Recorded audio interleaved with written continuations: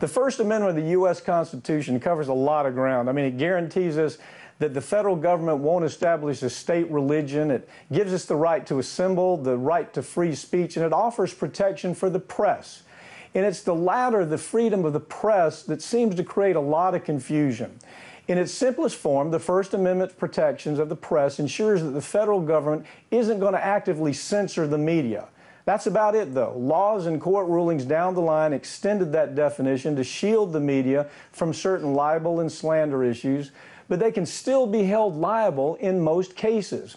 In other words, the First Amendment does not give the media a free pass to do whatever it is they want to do. A few decades ago, these laws weren't seen as a nuisance for American media outlets. They reported the facts, and that was about it.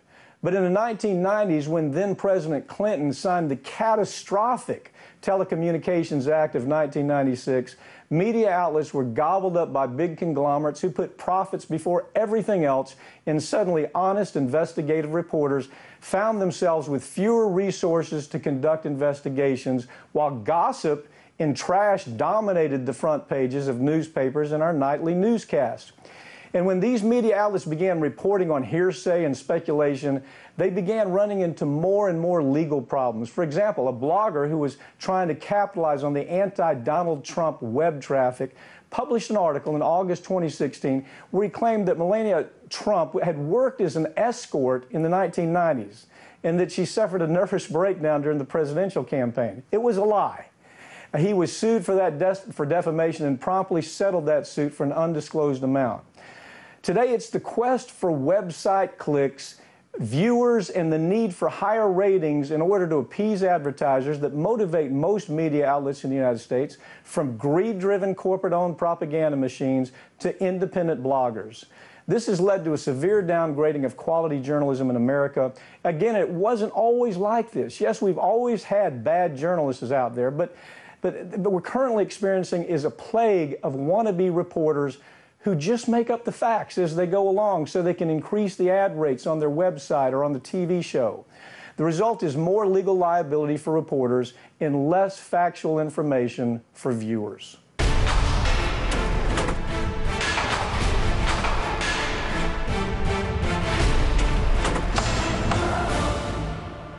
Joining me now to explain what's going on is attorney Dan Soloway. Dan, let's start with the First Amendment protection. That's your expertise. What kind of protection is applied to the media under that amendment? If we just talk about broad terms, what is it?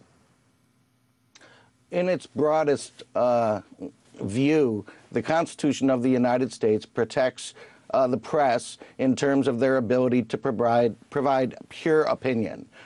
Pure opinion is something that can include criticism of the government, of governmental actors, and so long as it is opinion, it is protected. That's what separates the United States from anti- or non-democratic nations such as Russia. We can criticize our own government and our own government actors. There are limitations, as you mentioned, defamation of character or using false statements or lies to injure somebody. That's not allowed. That doesn't fall within the constitutional protections of the United States. But absent libel or slander, we have pretty massive protections in this country emanating from the First Amendment to the Constitution.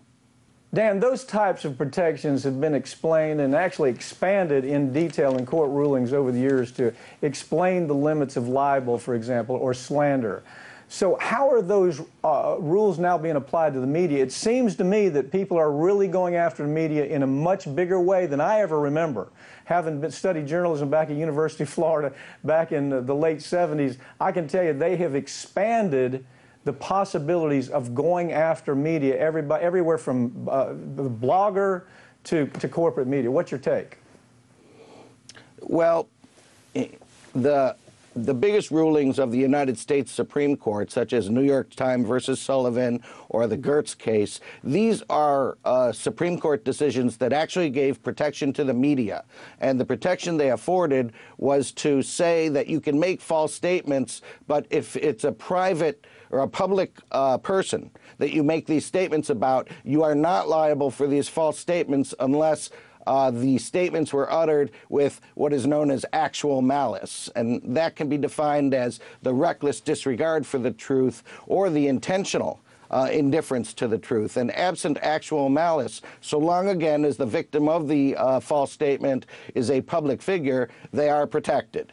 Now, that's different if it's a private person. If it's a private person and you show something less than reckless disregard for the truth and just simply show that they were careless in their reporting and that the statement was false, then there is liability under the law of defamation, be it libel, the written word, or slander, the spoken word. But these early Supreme Court cases actually did protect the media. They have receded somewhat since the blogging and social media and the other sources of free speech are not the press, the Fourth Estate, as we understood it. But those original decisions helped the media, didn't hurt them. Listen, Dan, I mean, my take on it may be off base, but I see there being more and more inroads that people are making to go after the media. We used to have something, well, it's still there, it's slander per se or libel per se. That's where you make certain statements. You call somebody a criminal, you say they have an awful sexually transmitted disease or they've committed a crime. Those things, you wouldn't even really have to get beyond the fact, did the media say that, and did they know the truth at the time they said it? And you've got a lawsuit that could cost a media outlet hundreds of millions of dollars. Do you see these inroads being increased as time goes on? I see it in the last 10 years. What's your take? Well, the inroads are, I don't think we have, as the press, I don't think the press has the type of relationship with the powers that be like they should. We have the White House, you know, calling names of different reporting agencies. So the difficulty we've got is that the freedom of the press is kind of being gone after. It's, put it this way, when the White House is going after leakers, for instance, we do not have journalists getting much protection. The aggressive attorney general going after a journalist the journalist has very little protection, and if the Department of Justice wants to go after that journalist, there's no constitutional protection there. If it's a for-profit thing where they're just lying, that's one thing. But if it's something that is newsworthy, something important for us all to hear, we're going to have some difficulty with an aggressive prosecution to try and get at journalists. Yeah, you know, we're seeing more and more circumstances where a person can sue a newspaper, they can sue a media outlet, even if they're slandered. But what about other forms of misinformation? For example, Alex Jones, he said that the government's putting chemicals in the water and can cause people to turn gay, among other ludicrous kind of statements that we expect out of him on a regular basis. Is he protected from legal recourse when somebody's, by pushing his conspiracy theories? I mean, can you just say it and it's okay? What's your take on that kind of thing in particular with an Alex Jones kind of character? How crazy can the media turn in as far as being this idiot system and still be completely protected by the Constitution? Well, Mike, they can get pretty crazy. I mean, conspiracy theorists, if they couch their statements in pure opinion, they're going to be protected by the First Amendment.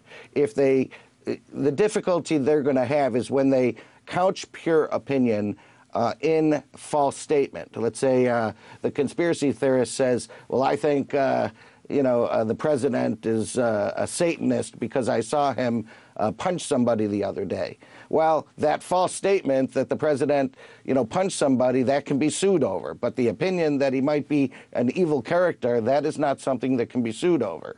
Again, if he's a public figure putting chemicals in the water, well, he's being kind of shifty there because the government isn't a legal entity that can sue. He would have to accuse a governmental actor of doing something wrong. But there, when he says, oh, the government's put chemicals in water, who is the government to be able to sue as a legal entity? So that's kind of tricky. But the conspiracy theorists have as much protection as everybody else. There have been some court cases in recent years involving the disclosure of, more accurately, the non-disclosure of anonymous sources. We see it. I mean, New York Times is going crazy with it. Wall Street Journal is going crazy. Washington Post. Every day it is some anonymous source making these outrageous statements. And then we find out 3 days later that there was no source, that the whole thing was just fabricated. Or if we find the source says, no, I didn't say that. What is your take on what's happening with media? I mean, aren't they inviting themselves to public anger? And when you get public anger like that, don't they invite more lawsuits against them, even if somebody says, you know what, I don't care if I lose, I'm going to take this shot. What's your take? Well, first of all, the journalists, as I mentioned, they don't have any constitutional protection when they couch their story as being information received from a confidential source. I mean, it used to be that the Department of Justice would leave the discovery of a confidential source as a last resort. But again, when the government says we are going to go after these journalists for leaking information, and it's not something, you know, it's something they're very concerned about because it could potentially be an FBI source that is breaking the law by divulging information, then I think what you're going to see is a lot of subpoenas going out to journalists. And that confidential source, the only protection he has is the journalist. The journalist says, I'm not going to divulge my confidential source. Well, you start putting journalists in jail, they may be divulging those sources, and that source has no protection. If it's an FBI agent, he or she may be going to jail.